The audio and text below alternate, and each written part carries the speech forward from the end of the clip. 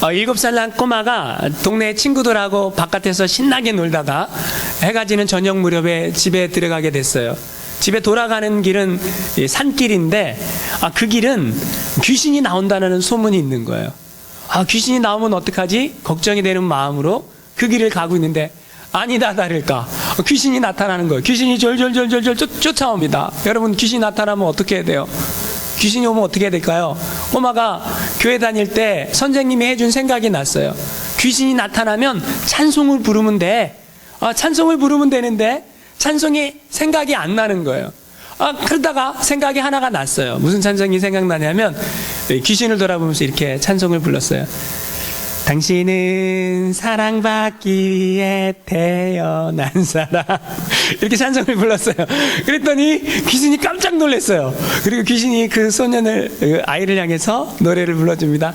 감사해요 깨닫지 못했었는데. 이런 우스운 얘기가 있습니다. 여러분, 우리가 사랑받아야 할 존재라는 걸 알고 계십니까? 우리는 사랑받아야 할 소중한 가치가 있는 사람들입니다. 그렇게 믿습니까? 여러분, 많은 사람들이 이 신앙생활 하는데 그걸 잘 몰라요. 뭘 모르냐면 내가 어떤 존재인가, 이걸 잘 생각을 못해요. 그러니까 사실 우리는 다 사랑받고 싶어 합니다. 우리 신앙생활 하면서도 우리 안에는 두 가지 마음이 있죠. 그게 뭐냐면, 첫 번째는 난 사랑받고 존중받고 인격으로서 그렇게 대접받고 싶습니다 라는 그런 마음이 있어요. 동시에 에휴 나 같은 것이 뭐 대단하다고 라는 그런 말도 있습니다. 그래서 누군가 우리를 향해서 이렇게 칭찬해주면 아니에요 이렇게 얘기하지 않습니까? 속마음은 뭐예요? 아이 좋아요 그러면서 칭찬을 해주면 아이 좋아요 그러면서도 겉으로는 아니에요 라고 얘기를 하잖아요. 근데 여러분, 다 누구나 다 소중합니다. 그런데 때로는 우리 마음 속에 하나님이 나를 사랑하실까? 사람들이 나를 사랑할까? 그 사랑이 느껴지지 않을 때가 있다라는 거죠. 여러분, 우리가 이 세상을 살아갈 때 사랑이 느껴지지 않고 난 소중한 사람이다 라는 생각이 안 들면 어떻게 사람들이 살려고 생각하는 줄 아십니까? 막 살려고 생각을 합니다. 내가 사람들한테 존중받아 마땅한 사람이다 라고 생각하면 막 살지 않는다라는 거예요. 내가 하나님의 자녀다라고 생각이 되면 막 살지 않는다라는 거예요. 내가 정말 존귀한 하나님의 자녀다 그러면 어떻게 우리가 막 살 수 있겠습니까? 그런데 그런 생각이 안 들면 그냥 막 살아도 되는 거 아니야? 라는 생각이 든다라는 거죠. 인간이 이 세상을 살아가면서 때로는 어려움에 처할 때도 있습니다. 고난이 올 때도 있습니다. 그런데 그 어려움과 고난을 넘어서는 방법이 뭔지 아십니까? 답은 하나라는 거죠. 사랑받으면 된다라는 거예요. 왜 사람들이 막 갑니까? 막 가지 않을 수 있는 방법이 있어요. 누군가 나를 사랑한다. 누군가 나를 지지해주고 있다. 누군가 나를 인정해준다라는 사랑을 받으면요, 사람들은 막 살지 않습니다. 왜 사람이 자살을 합니까? 자살하는 이유는 뭐냐면 그 사람을 그렇게 사랑해주는 그 사랑의 대상을 못 만났기 때문에 그래요. 그러니까 사람들이 그런 생각을 한다라는 거예요. 여러분, 그 생각이 신앙인들도 우리가 하나님께 사랑을 못 받는다 생각하면 에이 교회 안 나와. 하나님 나 사랑한다며 왜 내 삶 속에 이렇게밖에 안 해주시는 거야? 라는 생각도 든다라는 거예요. 근데 여러분, 성경이 뭔지 아십니까? 성경이 뭐예요? 하나님의 말씀이죠. 이 하나님의 말씀이 우리한테 뭐라고 말씀하고 있는 줄 아십니까? 이 성경을 다른 표현으로 하나님의 사랑의 러브레터라고 말합니다. 성경이 뭐라고요? 우리를 향해서 하나님이 이렇게 말씀하시는 거예요. 내가 너희를 사랑한다. 사랑한다 나의 아들아. 사랑한다 나의 딸아. 라고 성경이 우리에게 말해주고 있다라는 거예요. 여러분, 그런데 제가 참 신기한 걸 발견합니다. 사람들은요, 다 사랑받고 싶어 해요. 그런데요, 사랑받을 짓을 하지 않고요, 사랑받고 싶어 한다라는 거예요. 이상하죠? 여러분, 사랑받을 짓을 하는 사람들은요, 사랑하지 말라 그래도 사랑해줘요. 사랑하지 말라 그래도 눈길이 저절로 가고요. 그렇게 살아간다라는 거죠. 사랑받는 사람들은 이상해요. 사랑받을 행동을 분명히 합니다. 그런데 우리는 어때요? 사랑받을 행동을 하지 않고 말을 하지 않고 그래도 사랑해 주세요. 그래도 사랑해 주세요 라고 말한다라는 거예요. 근데 왜 그런가 봤더니 사랑받지 못해서 그랬다라는 거예요. 제가 지난 7월에 도미니카에 갔습니다. 여러분 아시다시피 도미니카에 갔는데 거기에 이제 수많은 어린이들을 만났죠. 특별히 밧데이 교회를 갔을 때 만난 한 어린아이를 잊을 수가 없습니다. 그 아이들이 굉장히 순진하죠. 눈망울이 맑고. 그런데요, 제가 밧데이 교회에서 만난 아이들 굉장히 눈망울이 맑고 깨끗한 아이들인데 폭력적이었다라는 거예요. 폭력적이에요, 아이들이. 이해가 안 되시죠? 예, 저도 좀 이해가 안 됐어요. 이게 이제 거기에 보면 이제 여러분 지난번에 제가 사진도 보여드렸지만 아이들이 이제 뭐 너무 가난하다 보니까 색연필 같은 것도 없고 연필도 없고 뭐 노트도 없고 뭐 옷도 없어서 웃돌이 벗고 다니고 신발도 없어서 맨발로 다니고 그런 아이들이 많잖아요. 근데 이제 그런 아이들을 교회에서 이제 여름 성교학교 한 번 하니까 다 모였어요. 그리고 이제 여름 성교학교인데 섹션별로 이렇게 하는 순서가 있는데 그림을 그리는 순서가 있어요. 이렇게 테두리 까만 걸로 테두리 그림만 그려져 있고 그 안에 색연필을 나눠주면 색연필로 거기다 이렇게 색칠을 하는 거예요. 그래서 이제 거기 있는 아이들 다 나눠줬어요. 근데 색연필을 많이 준비하지 않아서 한 아이당 색연필이 하나 또는 두 개씩 애들을 나눠준 거죠. 그러면 이제 그 테두리 안에 그림 안에다가 색연필로 이렇게 색칠을 하는 거예요. 근데 애들이 이걸 처음 받아본 거예요. 처음 받아보니까 뭘 하는지 모르는 거죠. 그래서 제가 어떤 한 아이가 아주 조그만 아이, 한 5살쯤 됐을까? 그쯤 돼 보여요, 제 눈에는요. 그 걔가 뭘 해야 될지 모르길래 제가 이렇게 손에 색연필을 잡고 있는 거를 제가 이렇게 달라 그랬어요. 이렇게 뺏어갖고 제가 이렇게 하는 거야 라고 설명을 해주려고 하는데 애가 갑자기 확 변해요. 그러더니 씩씩 대는 거예요. 저한테 막 씩씩 대더니 주먹을 막 들고 왜 그럴까요? 제가 뺏는 줄 알고. 제가 그걸 뺏는 줄 알고. 제가 너무 놀래갖고 얼른 줬죠. 왜요? 난 그걸 뺏으려고 한 게 아니니까. 저는 그 아이가 이렇게 하는 거야 라고 보여주고 싶었던 거죠. 이렇게 하는 거야. 그런데 그 아이가 여러분 뭐예요? 다른 아이들하고 색연필을 나누어서 그걸 색칠을 해야 되는데 절대로 나누질 못합니다. 절대로 나누어서 그걸 하질 못해요. 그리고 자기 걸 누가 건드리려고 하면은 씩씩대고 싸우려고 하는 폰만 잡습니다. 제가 그 모습을 딱 보면서 무슨 생각이 들었을까? 여러분, 그 아이에게 도움을 주려고 도움의 사랑의 손길을 내민 거죠. 근데 그 아이는 그게 아니에요. 내가 작은 인생, 아주 몇 년 되지 않은 그런 삶을 살았어도 내가 이 세상을 살아가는 방법은 내게 주어진 거를 내가 힘을 써서라도 화를 내서라도 지켜야 돼. 그게 내가 살아가야 하는 방법이야. 그게 아이가 터득한 거라는 거죠. 사랑을 못 받고 자라니까 지금 도와주려고 하는지 아니면 뺏으려고 하는지 그게 분간이 안 가는 거예요. 제가 그 모습을 보면서 사랑받지 못한 인간의 모습이 이렇구나. 그러면서 갑자기 하나님이 생각이 났어요. 하나님이 우리를 너무너무 사랑해서 우리를 구원하기 위해 하늘 보좌를 버리고 이 땅에 인간의 몸으로 오셨어요.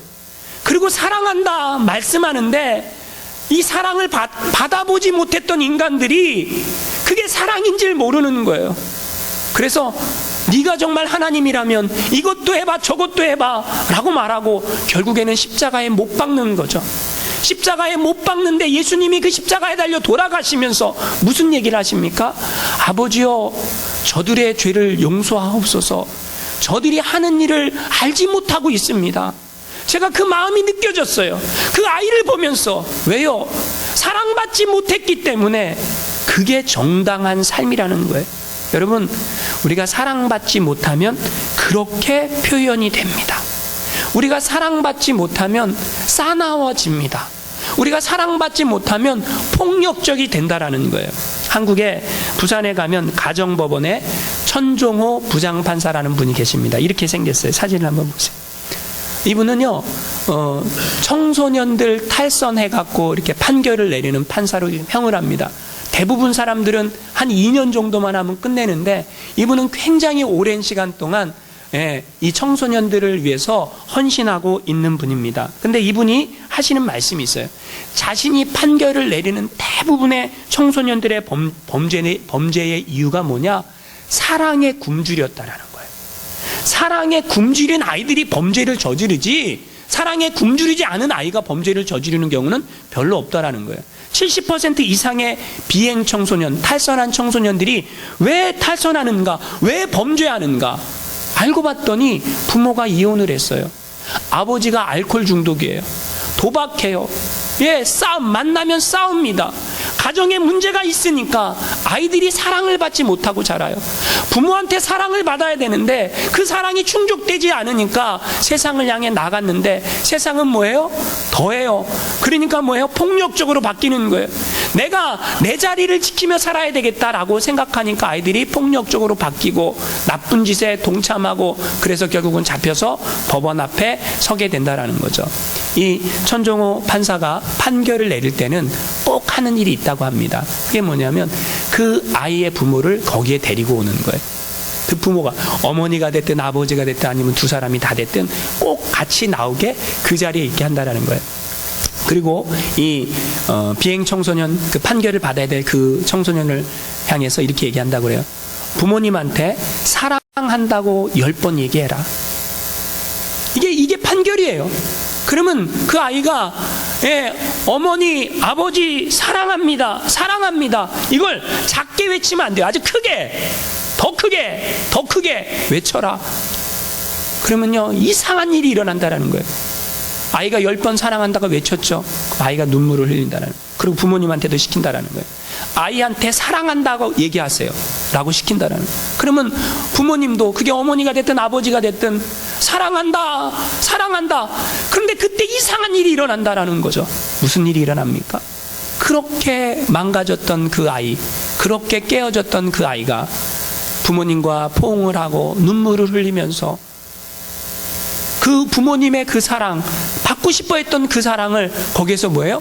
조금이라도 느끼게 되고 깨닫게 된다라는 거예요. 눈물바다가 된다라는 거예요. 여러분, 왜 인간이 탈선의 길로 들어섭니까?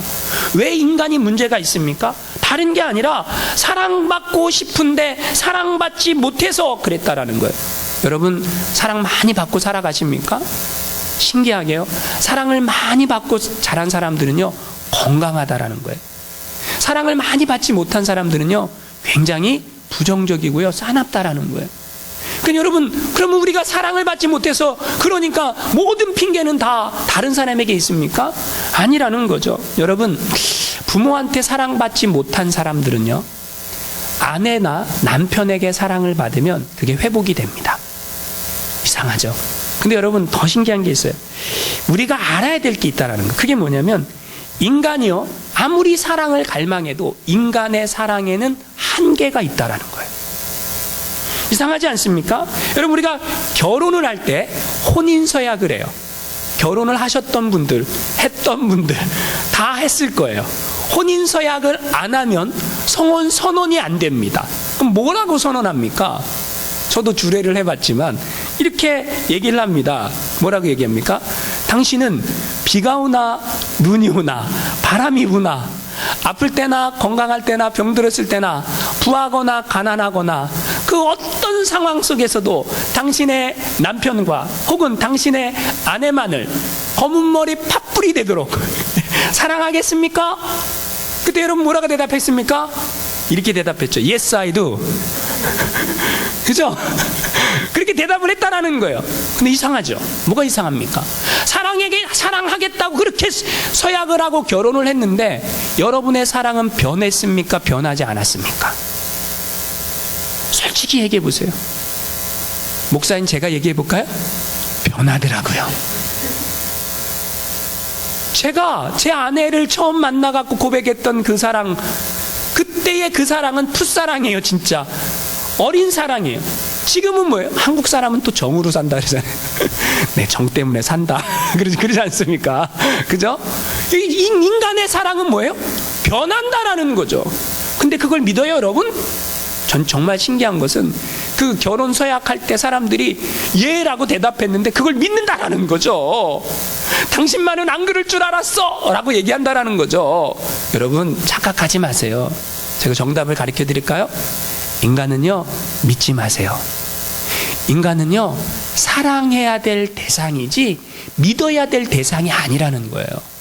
근데 우리는 난 실망했어, 나 실족했어, 나 시험 들었어.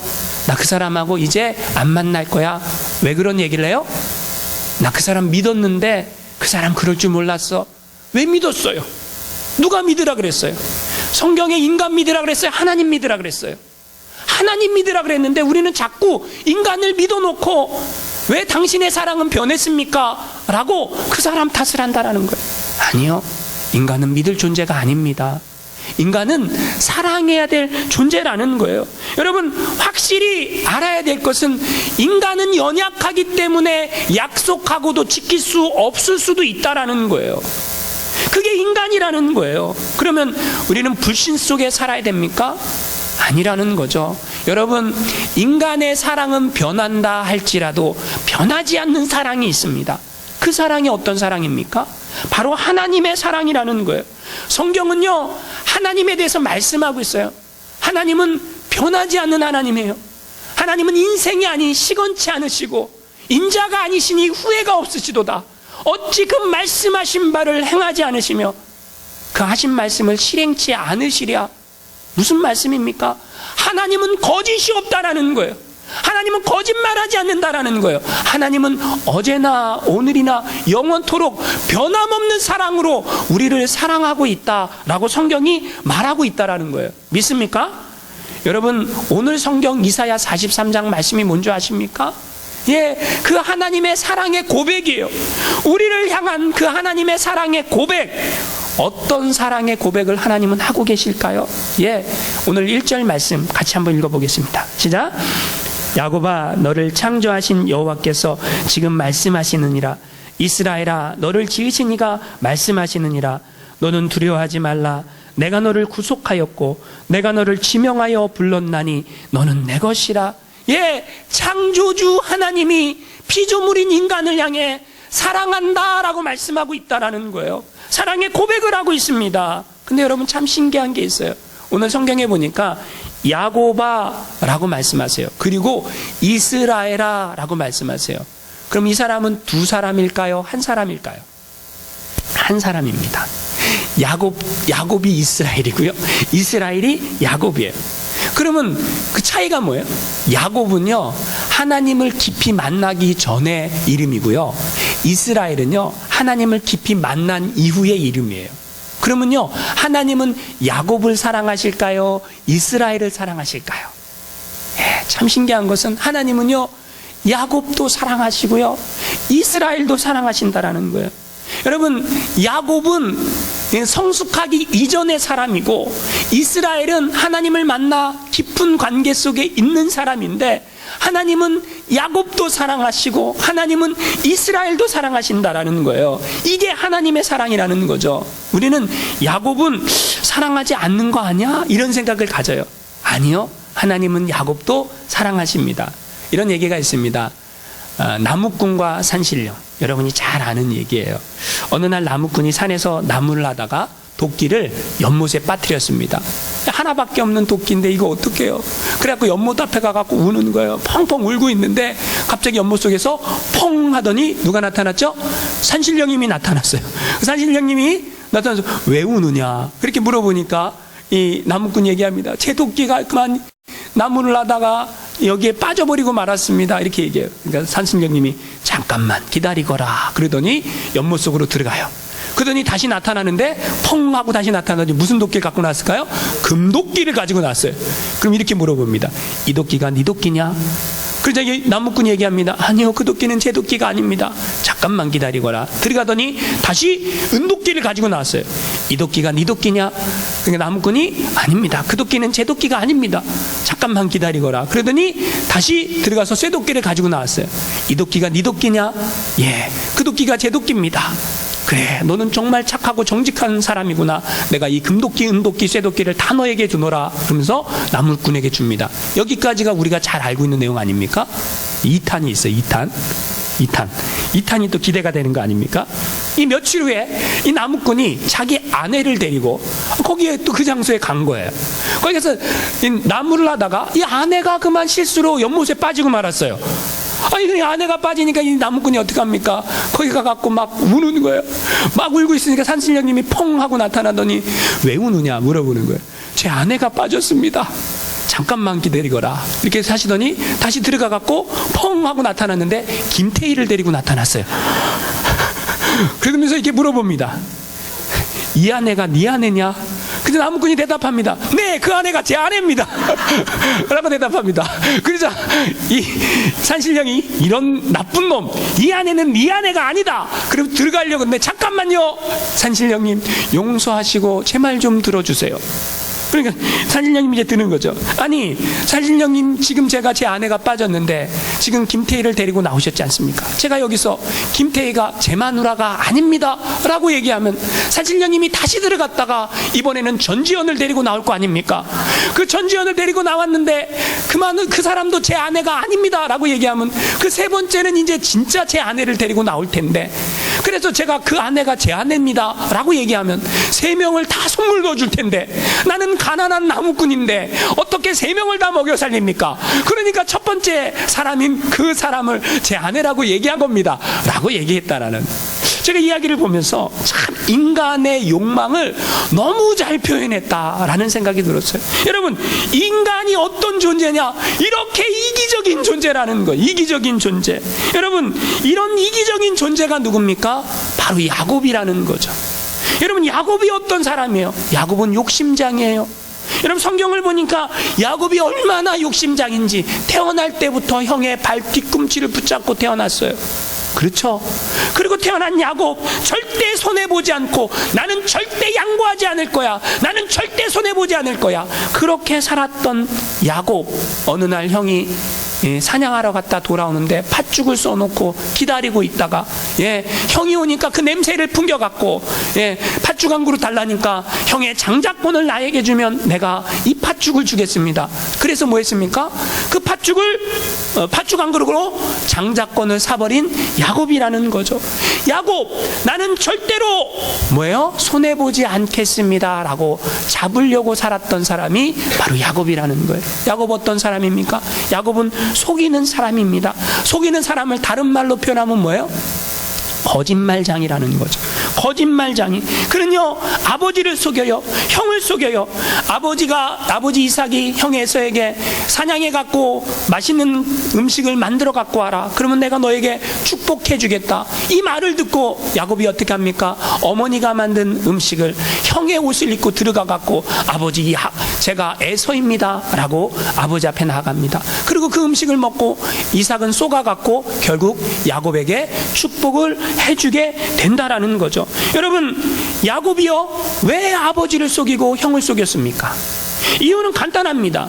나의 욕망, 나의 욕심을 채우기 위해 나는 어떤 수단과 방법도 가리지 않고 살아가겠다.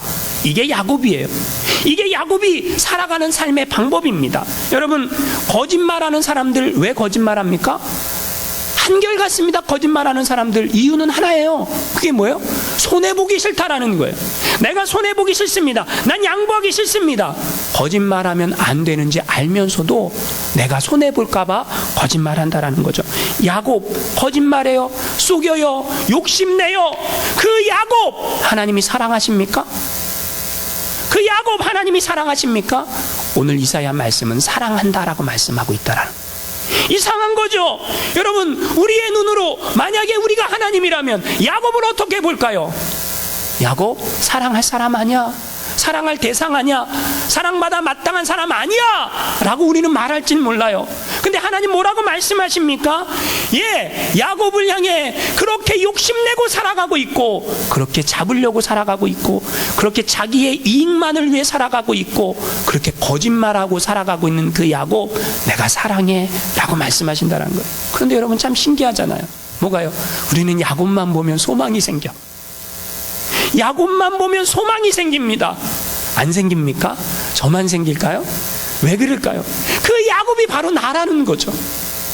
그 야곱이 다른 사람이 아니라 바로 나라는 거예요. 내가 어떻게 살았습니까? 손해보지 않으려고 살았어요. 내가 어떻게 살았어요? 욕심내고 살았어요. 내가 어떻게 살았어요? 잡으려고 살았어요. 내가 어떻게 살았어요? 조그만 손해도 못 보려고, 안 보려고 거짓말하고 살았어요. 그게 나예요. 그게 나라는 거죠. 그런 나라도 하나님 사랑하시겠습니까? 우리는 이렇게 묻고 있는데 하나님이 뭐라는 거예요? 그래, 그런 너라도 내가 사랑한다라고 말씀하고 있어요. 왜 사랑하십니까? 우리는 그런 존재가 아니지 않습니까? 근데도 하나님 뭐라고 말씀하십니까? 사랑한다라고 말씀하시는 거예요. 여러분, 하나님이 야곱을 너무 사랑하세요. 사랑하니까 하나님이 야곱을 거기에서 축복하지 않고 라반의 집으로 보내십니다. 참 재밌는 거예요, 이게. 하나님이 사랑하기 때문에 라반의 집, 삼촌 라반의 집으로 야곱을 보낸다라는 거예요. 근데 이게 왜 놀랍습니까? 야곱이요, 거기 가서 깨닫게 됩니다. 이 야곱이 처음 라반을 만났을 때 처음에는 반가웠을 거예요. 처음엔 너무 신났을 거예요. 왜요? 어머니의 오빠 삼촌이니까. 그런데요, 여러분, 야곱이 걷는 놈이라면, 죄송합니다, 라반은 뛰는 놈이에요. 야곱이 뛰는 놈이라면 라반은 나는 놈입니다. 여러분, 신기하죠? 여러분, 야곱이요, 라반의 딸 2명이 있었어요. 라헬과 레아. 근데 동생인 라헬을 사랑합니다. 그 라헬을 사랑해서 라반의 집에서 정말 열심히 일을 합니다. 몇 년 동안 일하냐면 7년 동안. 7년을 하루같이 사랑하면요, 눈이 멀면, 사랑에 눈이 멀면 막 신나는 거예요. 그래서 7년을 하루같이 열심히 일을 했어요. 결혼식 날이 됐습니다. 그런데 여러분, 야곱은 엄청나게 큰 뭐예요? 속임을 당합니다. 무슨 일입니까? 라헬을 사랑해서 결혼했는데 뭐예요? 레아가 부인이 된 거예요. 이게 어떻게 됐을까요? 여러분, 야곱이 결혼식까지 다 했어요. 그리고 첫날 밤을 치르기 위해서 들어갔어요. 그리고 하룻밤을 잠을 잤습니다. 그리고 일어났어요. 그랬는데 거기에 있는 사람이 누구예요? 라헬이 아니라 언니 레아인 거예요. 여러분, 여기서 굉장히 중요한 사실을 우리는 깨달을 수 있습니다. 뭐예요? 야곱은 얼굴을 보고 사랑을 했는데 사람이 잠을 자는 데는요, 얼굴이 별로 그렇게 중요하지 않는다라는 거예요. 이해가 되십니까? 여러분, 만약에 얼굴 보고 사랑했다면 들어가갖고 그 사람이 라헬인지 레아인지 금방 알아봐야 되는데 전혀 못 알아봤어요. 하룻밤을 자고 아침에 일어나니까 그 사람이 누구예요?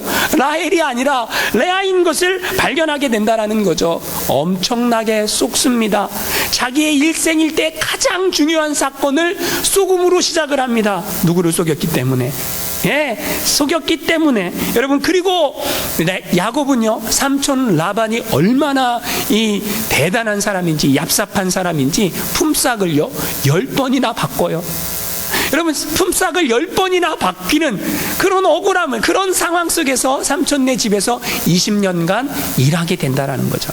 갈라디아서 6장 7절 말씀 우리 같이 한번 읽어보겠습니다. 시작. 사람이 무엇으로 심든지 그대로 거두리라. 하나님이 야곱을 사랑하세요. 사랑하기 때문에 심은 대로 거두는 법칙이 야곱 속에 나타나게 된다라는 거예요. 만약에 심은 대로 거두지 않았다면 야곱은 몰랐을 거예요. 여러분, 여러분이 무엇으로 심든지 나중에 다 거두게 된다라는 거예요. 그런데 여러분, 참 신기한 것은 야곱이요, 이렇게 당했으면 바뀌었을까요? 사람들이요, 인간이 바뀌는 게 쉬운 일이 아니라는 거예요. 20년 동안 라반의 집에서 쏟고 쏟으며 그렇게 당했는데, 그러면 그렇게 쏟은 야곱이 바뀌었을까요? 안 바뀌었어요. 어떻게 합니까? 그게 20년 만에 고향으로 돌아오면서 발견됩니다. 야곱이요, 형이 온다라는 소식을 듣습니다. 형이 누구예요? 에서가 군사를 400명이나 데리고 온대요. 군사를 왜 데리고 올까요? 죽이겠다라는 거죠. 너 나를 속였으니까 내가 너를 가만두지 않겠다. 여러분, 야곱이 변했으면 내가 죽으면 죽으리다. 에스더와 같이 자기가 금식하고 맨 앞에 나가야 되는데 이게 안 변했어요. 안 변하니까 어떻게 하는 줄 아세요? 자기가 모은 재산, 그 양떼와 소떼 이런 것들을 다 나눠요. 그 종들을요 먼저 보내는 거예요.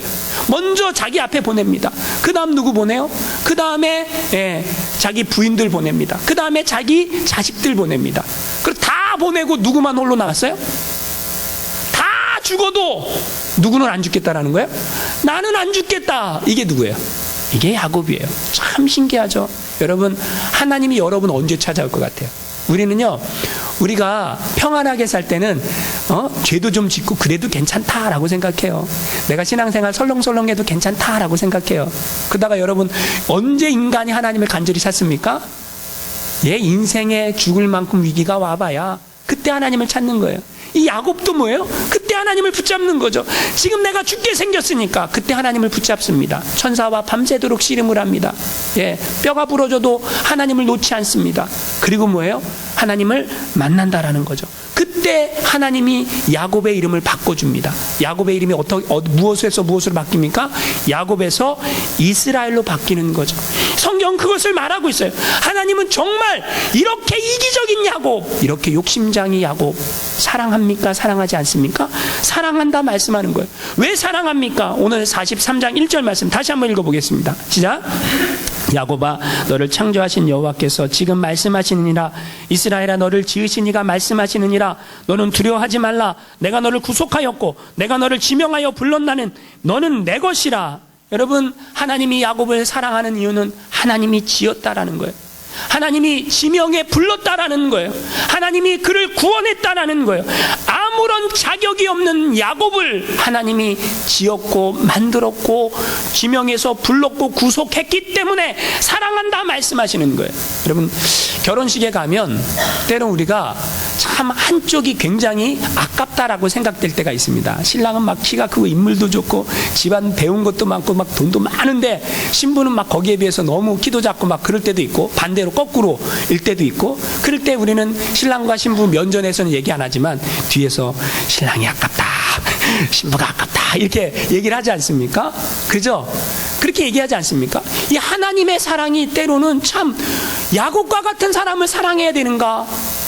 참 너무나 기우는 사랑이 아닌가? 그런데도 하나님은 뭐예요? 사랑하신다라는 거예요. 사랑받을 자격이 없는 우리를 향해서 하나님 다가오셔서 내가 너를 사랑한다, 내가 너를 사랑한다 말씀하고 계신다라는 거죠. 오늘 말씀을 통해서 깨닫는 하나님의 사랑은 무엇입니까?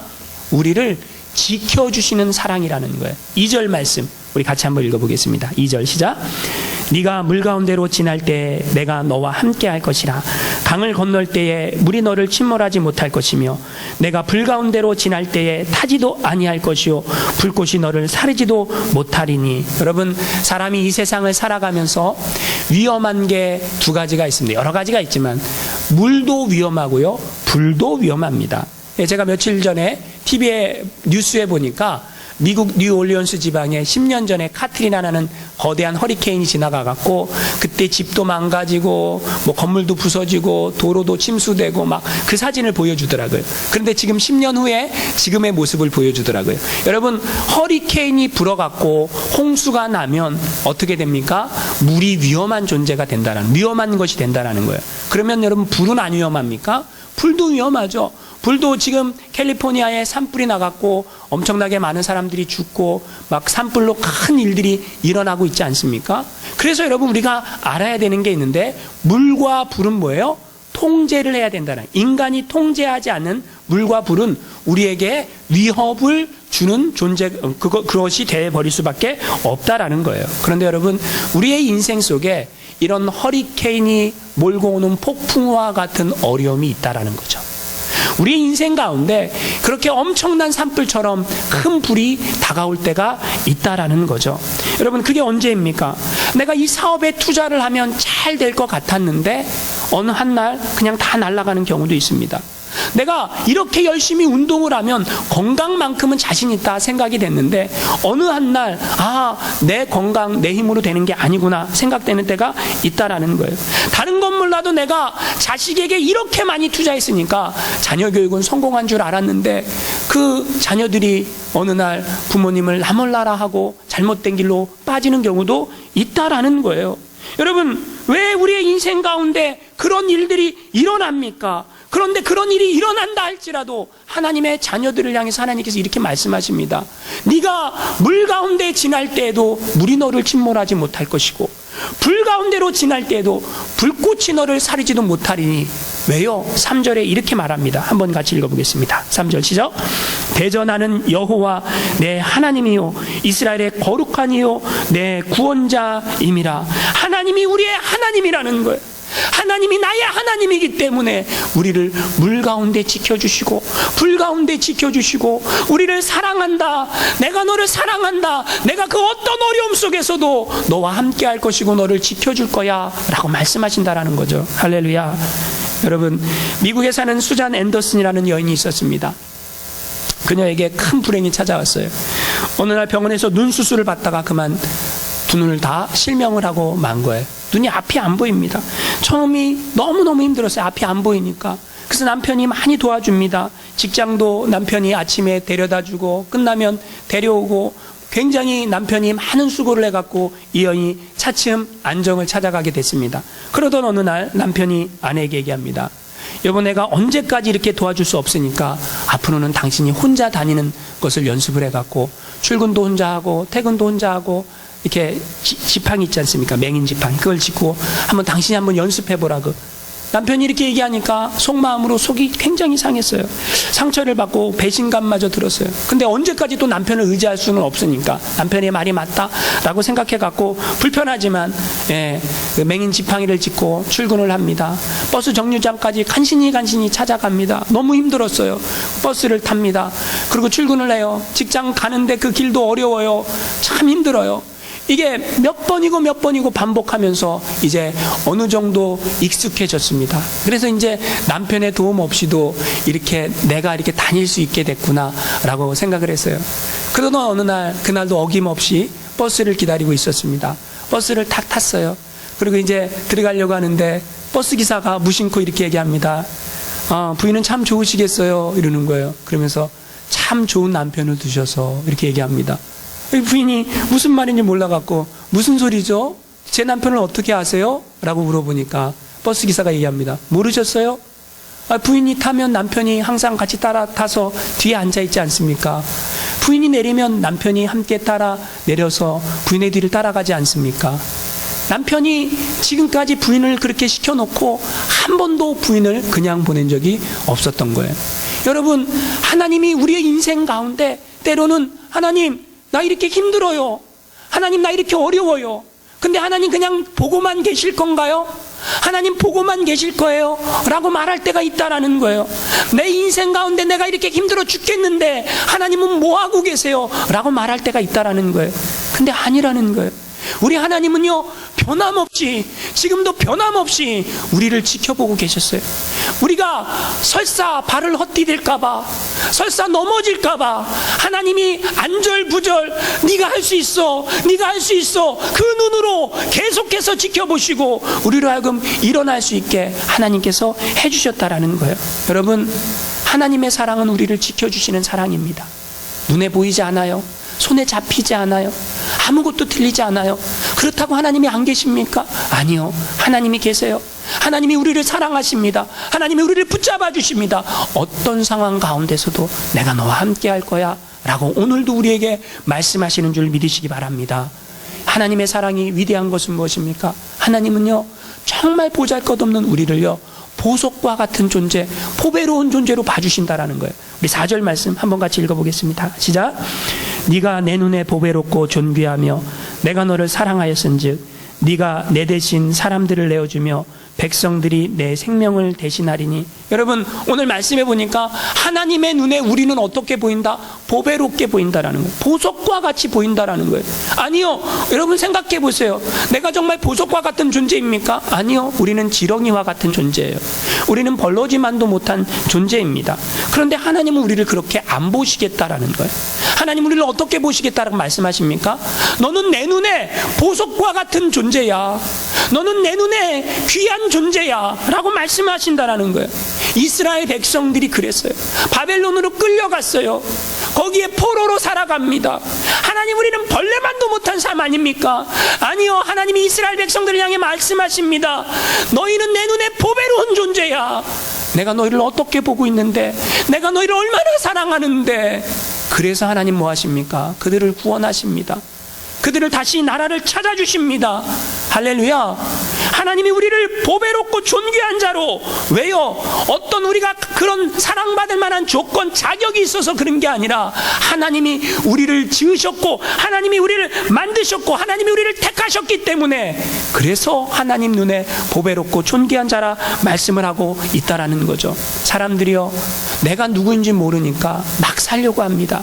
내가 어떤 존재인지 모르니까 내 마음대로 살려고 합니다. 그런데 성경 오늘 하나님 말씀 이사야 43장 7절 말씀에 보니까 이렇게 말씀을 합니다. 한번 같이 읽어보겠습니다. 7절 시작. 내 이름으로 불려지는 모든 자 곧 내가 내 영광을 위하여 창조한 자를 오게 하라. 그를 내가 지었고 그를 내가 만들었느니라. 하나님의 영광을 위해 창조됐다라는 거예요. 그를 하나님께서 지었고 하나님께서 만드셨다라는 거예요. 이 말은 뭡니까? 우리가 하나님의 작품이라는 거죠. 할렐루야. 우리가 하나님의 작품인 줄 믿으시기 바랍니다. 여러분, 작품이라고 생각하면 생각이 달라집니다. 만약에 우리 집 안에 피카소 작품이라도 하나 있어 보세요. 보물이 됩니다. 그런데요, 피카소 작품보다 더 놀라운 작품이 누구 작품입니까? 하나님 작품이라는 거죠. 그 하나님 작품 뭐예요? 누굽니까? 바로 나라는 거예요. 여러분, 우리가 하나님의 작품이다. 이 말은 하나님의 형상대로 지음받았다. 이 말이고, 하나님의 형상대로 지음받았다. 하나님의 사인이 있다. 그 얘기예요. 우리 안에 다 하나님의 사인이 있다라는 거예요. 어떤 사람이 외국 여행하면서 골동품 가게에 갔습니다. 근데 예쁘게 생긴 목걸이가 있는 거예요. 그래서 너무 예쁘다라고 생각해서 그 목걸이를 구입을 했습니다. 자기 나라로 돌아오는데 세관에서 걸린 거예요. 그래서 목걸이를 구입했으니까 세금을 내라 갖고 그냥 세금을 내고 집에 돌아왔습니다. 세금 낸 게 좀 아까웠어요. 그래도 이 목걸이가 얼마큼 가치가 있을까 좀 알아보고 싶었어요. 그래서 보석상에 갑니다. 금은방에 가갖고 주인에게 물어봅니다. 이거 얼마쯤 나가겠습니까? 물어보니까 주인이 이렇게 탁 쳐다보니 이거 완전 골동품이네요. 그러더니 이렇게 봅니다. 가격이 뭐 얼마 안 되겠네요. 이렇게 얘기합니다. 그러더니 잠깐만요. 이렇게 얘기합니다. 왜요? 이거 손님 횡재하셨습니다. 이거는 부르는 게 값입니다. 라고 얘기하는 거예요. 예? 부르는 게 값이라고요? 왜 그랬습니까? 이 목걸이 뒷면에 보니까 여기 이렇게 써 있네요. 사랑하는 조세핀에게 나폴레옹이. 누가 준 거예요? 나폴레옹이 자기 아내 조세핀에게 친필로 사인해 갖고 준 목걸이라는 거예요. 여러분, 인간의 사인이 있어도요, 그거는 값으로 매길 수 없는 존재가 되는 그런 물건들도 있습니다. 피카소 사인만 한 장 있으면 그 그림은 엄청난 값어치가 됩니다. 근데 내가 얼마짜리인가? 나의 가치는 얼마인가? 내가 하나님의 형상대로 지음받았고 하나님의 작품이라는 거예요. 하나님의 사인이 있다라는 거예요. 그러면 나는 얼마짜리입니까? 값으로 매길 수가 없다라는 거예요. 그러면 내가 어떻게 살아야 될까요? 내가 하나님의 눈에 작품으로 보이고 보배로운 보석처럼 보인다면 나는 어떻게 살아야 될까요? 랠프 에머슨이라는 분이 이렇게 얘기했습니다. 사람이란 자신이 종일 생각하는 그것이다. 내가 생각하는 그게 나라는 거예요. 근데 나는 못났어. 나는 얼굴도 못생겼어. 나는 가진 것도 없어. 나는 똑똑하지도 않아. 나는 키도 작아. 맨날 그렇게 생각하면 아무 일도 일어나지 않는다라는 거예요. 근데 여러분 생각해 보세요. 나와 같은 존재는 없어. 나는 하나님의 작품이야. 내가 잘났든 못났든 나는 하나님의 걸작품이야. 하나님 나를 사랑하셔. 내가 지금 조금 욕심부리고 있어도, 내가 지금 조금 거짓말하고 있어도, 내가 지금 그렇게 살아간다 할지라도 하나님 나를 사랑하셔 라고 스스로에게 말씀해 보세요. 나는 존귀한 하나님의 자녀야. 나는 하나님의 걸작품이야 라고 생각하면 우리의 삶이 변화가 된다라는 거죠. 마지막으로 이야기를 하나 하고 말씀을 마치고자 합니다. 인도의 썬다싱의 이야기입니다. 인도의 성자라 불리는 썬다싱이 어느 날 히말라야 산맥을 넘고 있었습니다. 근데 보니까 산불이 난 거예요. 그래서 사람들이 많이 모여 있는데 거기 가서 썬다싱이 이상한 장면을 목격했습니다. 사람들이 막 모여갖고 불을 끄는데 한 나무에 사람들이 많이 몰려 있는 거예요. 그래서 무슨 일인가 가서 보니까 무슨 일입니까? 그러니까 사람들이 저기 위에를 보세요. 나무가 불타고 있습니다. 근데 나무가 불타고 있는데 거기에 새의 둥지가 있는 거예요. 새 둥지가 있는데 둥지 안에 새끼새들이 있는 거예요. 근데 새끼새들이 있기 때문에 어미새가 날아가지 못하고 그 주위를 빙빙빙빙빙빙 돌고 있는 거야. 막 소리를 내면서. 이제 좀 있으면 나무가 막 타갖고 둥지까지 타게 생겼어요. 사람들이 어떻게 할까? 이제 둥지에 불이 붙었어요. 사람들이 이렇게 생각했어요. 둥지에 불이 붙었기 때문에 어미새가 이제 그냥 날아갈 거야. 포기하고 날아갈 거야 라고 생각을 했어요. 그런데 여러분, 둥지에 불이 붙자 그렇게 거기에서 소리를 내고 삑삑대던 어미새가 갑자기 둥지 안으로 달려듭니다. 그리고 새끼새들을 자기 날개로 품어 안습니다. 둥지가 다 타는데 어미새가 그 새끼새들을 안고 다 거기에서 죽었다라는 거예요. 그때 그 장면을 목격한 썬다싱이 그 사람들에게 이렇게 얘기합니다. 여러분, 지금 하나님이 인간을 사랑하셔서 어미 새가 새끼 새들을 품고 안고 죽듯이 우리를 구원하기 위해 예수님을 이 땅에 보내주셨습니다. 하나님이 우리를 죽기까지 이렇게 사랑하십니다 라고 말씀을 전했다고 합니다. 여러분, 하나님이 우리를 얼마나 사랑하십니까? 자기 아들을, 독생자를 십자가에 못 박아 죽일 만큼 사랑하신다는 거예요. 그게 하나님의 사랑이다라는 거예요. 그런데 나는 그 사랑받고 살아가는 것이 당연하다라고 생각하면 아직 야곱이에요. 근데 나는 하나님 그 은혜가 너무 큽니다, 내가 그 은혜를 어떻게 갚고 살아갈 수 있겠습니까? 라고 생각한다면 여러분은 이스라엘입니다. 여러분이 이스라엘로 살아가든 야곱으로 살아가든 하나님은 여러분을 사랑하십니다. 그런데 기왕이면 다홍치마라고 야곱으로 살아가기보다 이스라엘이 더 좋지 않겠습니까? 할렐루야.